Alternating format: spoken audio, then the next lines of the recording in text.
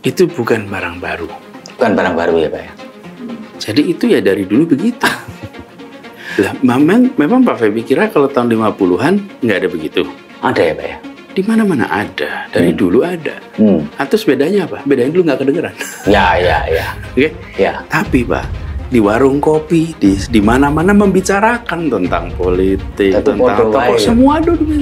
Cuman dulu itu obrolan di warung kopi di kota X nggak kedengeran sama kita di Jakarta. Ya. Di kota, padahal di mana-mana orang yang membicarakan. Ya. Dan membicarakan dengan tone yang bervariasi. Ya. Ada yang positif, ada yang negatif. Ya. Jadi kalau Arik bahasa Jawa ngerasani itu bukan barang baru.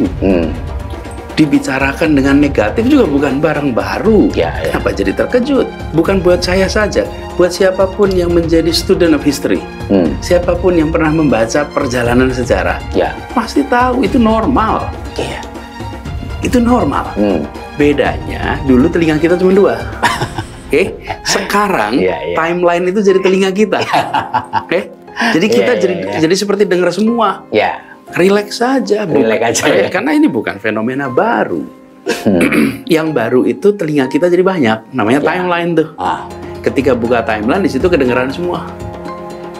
Nah, jangan fokus pada noise. Noise itu akan selalu ada ya. Fokus pada apa yang sudah rencana akan dikerjakan. Lalu respon pada voice. Sesuatu yang substantif terhadap apa yang mau kita kerjakan. Karena memang tujuan kita adalah menuntaskan rencana. Kalau kita berada di pemerintahan ya menuntaskan rencana. Opini publik bisa dibentuk minimal dengan dua pendekatan. Satu, dengan kita merekrut orang sebanyak-banyaknya untuk mengatakan yang kita mau katakan, yang kita kehendaki. Merekrut orang itu diulang-ulang, sehingga nanti terbentuk opini. Ini adalah secangkir teh. Oke, kita minta 100 orang, tolong bunyikan secangkir teh. Tapi kita juga mau bilang, ini secangkir kopi, ayo panggil 100 orang untuk mengungkapkan 100 kopi. Atau kita dengan cara mengerjakan, dan orang mengalami. Setelah orang mengalami, dia akan terbentuk persepsi. Nah, saya percaya yang kedua ini persepsinya lebih solid. Karena dia membentuk opini berdasarkan pengalaman, bukan membentuk opini berdasarkan kata orang. Yang diusung secara tidak resmi oleh 3 partai, PKS, Demokrat, dengan Nasdem, itu belum menunjukkan sepenuhnya esensi perubahan apa yang mau diusung. Jadi saya melihat ada semacam kegalauan dari beberapa elit partai pendukung Mas Anies dalam membawa tagline perubahan ini. Kegalauan itu terutama dari pihak Nasdem. Karena Nasdem itu posisinya itu satu kaki berada di dalam pemerintahan, kaki yang lain sudah mengusung calon presiden yang oleh publik, bahkan oleh salah satu elit partainya, meskipun kemudian dibantah, itu mengusung antitesa Presiden Jokowi. Itu kan menunjukkan satu kegalauan tertentu.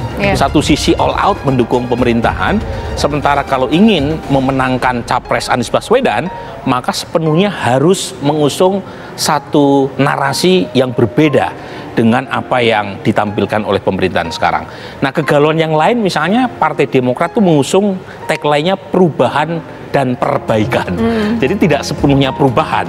Jadi ingin ditegaskan kata-kata perbaikan. Nah, saya melihat kegalauan semacam ini bisa dimengerti. Mengapa?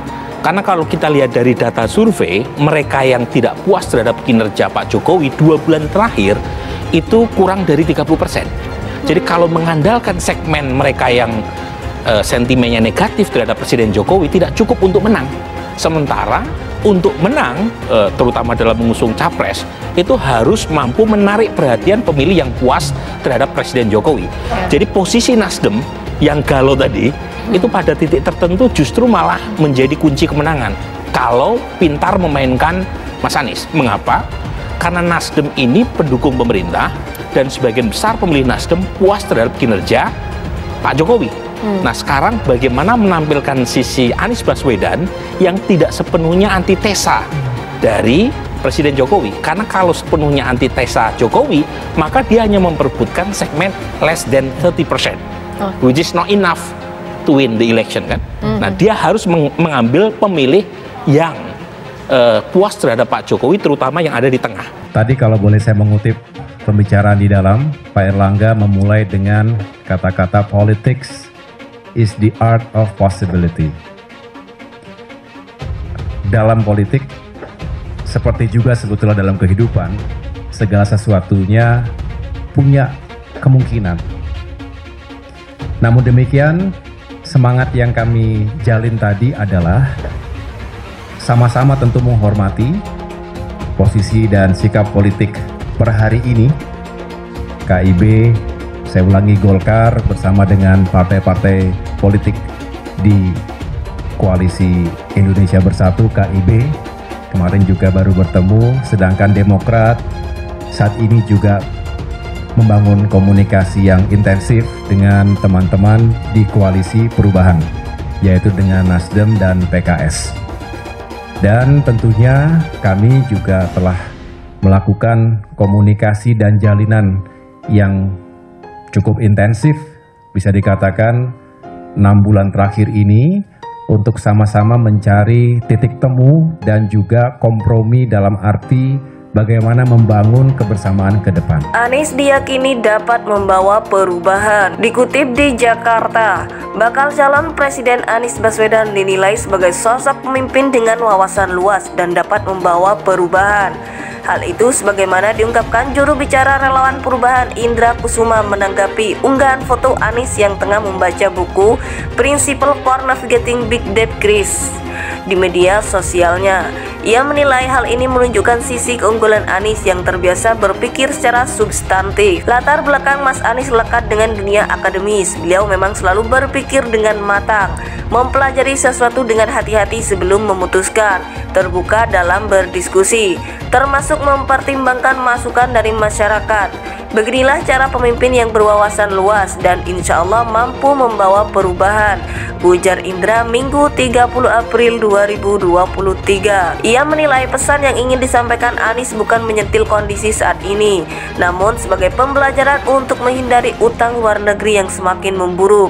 Buku tersebut membahas tentang siklus utang besar yang menjerat negara-negara besar selama 100 tahun terakhir, membeberkan fakta kalau negara bisa krisis akibat terjerat hutang besar yang terus-menerus. Katanya, Mas Anies berusaha mempelajari pola supaya paham hubungan sebab akibat dibalik suatu pengambilan kebijakan.